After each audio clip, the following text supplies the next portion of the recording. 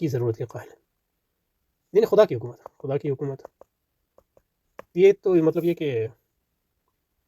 اجماعی مسئلہ ہے مسلمانوں، ان الحکم الا للہ، حکم اللہ کا ہی ہے۔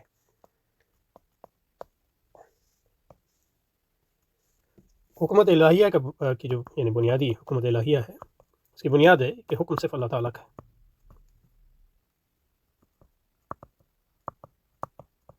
یعنی یہ خدا، اللہ تعالیٰ کو خدا ماننے، وحدہ لا شریک ماننے کا ایک تقاضا ہے، اہم تقاضا کہ حکم اس کا ہے، تکوینی حکم بھی اس کا ہے اور تشریعی حکم بھی اس کا ہے۔ اور انسانوں کے جو احکامات جو ہیں، حکم کو ہم قبول کرتے ہیں، وہ انہی معنوں میں قبول کرتے ہیں کہ وہ اس حکم کے تابع ہیں۔ تو تشریعی حکم جو ہے وہ شریعت مطہرہ کی پیروی میں، اور تکوینی حکم جو ہے وہ جو نوامی سے قدرت ہیں، نوامی سے کون ہیں، ان کے ذریعے ہے، اور اس کا تعلق جو ہے قضاء و قدر سے ہے۔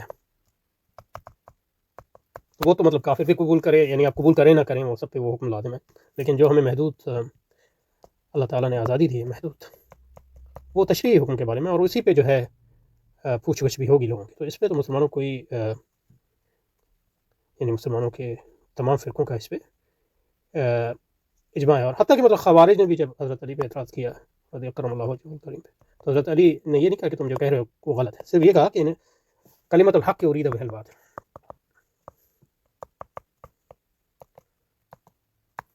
یعنی ان الحکم الا للہ کا انہوں نے جو نعرہ لگایا، آپ نے فرمایا یہ حق کلمہ ہے، لیکن اس سے جو تم مراد لے رہے ہو وہ غلط مراد لے رہے ہو، باطل مراد لے رہے ہو، کیونکہ اللہ کا حکم جو نافذ ہوگا وہ انسانوں کے ذریعے ہی ہوگا۔ اس لیے یعنی والدین کی اطاعت جو ہے اللہ کی اطاعت ہے، شوہر کی اطاعت جو ہے اللہ کی اطاعت ہے،